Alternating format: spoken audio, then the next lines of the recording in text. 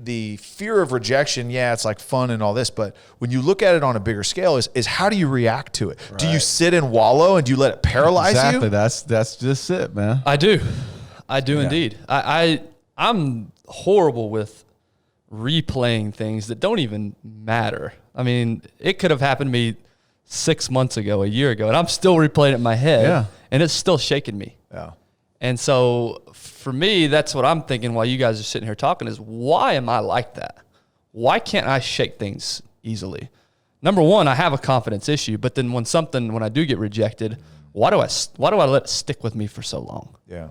And okay, but it's two things though. But if it sticks with you, does it debilitate you from doing it all over again? I think there's a little bit of this. and it all depends on the context of what we're talking about. Yeah. The scenario is different. You know, some things I'm more confident than. I think my confidence personally comes from past wins. Mm-hmm. Yeah. And so if I've excelled in an area, I don't have a problem with quote unquote rejection because I know there's going to be something coming along in another way.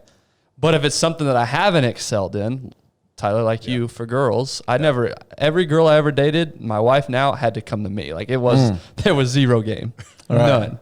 And so in that arena, it was always a lack of confidence, and rejection really beat me down. Mm-hmm.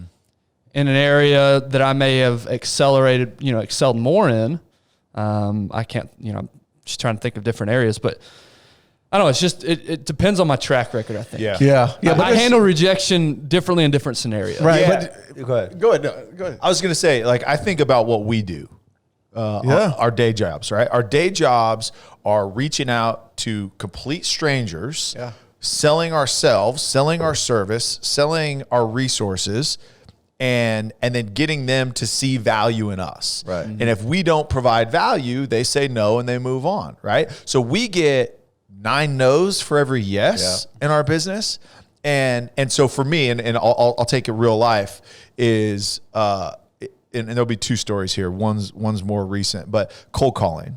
Mm-hmm. I dread cold calling. Mm-hmm. I hate it. And it's for the same reason that I hated approaching girls in high school and college, was because it like wrecks me if I call someone and they say, no, not interested, or nope, I'm good. Like it literally wrecks me. Like that's I dread cold calling. So that's why for me in my business, it's all relational. So it took a lot longer to build up, but it's all about, okay, hey, now I'm gonna have you come to me because it's a lot easier. I dated her sister for a while. Oh, he's a good dude. Like you need to go, you know what I mean? Yeah. It's that. So it's the referral aspect of it. Whereas there's some guys that we work with in the business that are cold calling machines. Yeah. They can get told 99 times. And if they get that one, it's all worth it for them. Yeah. But it's the way you're built too. Yeah. You've had success in your life. Yeah.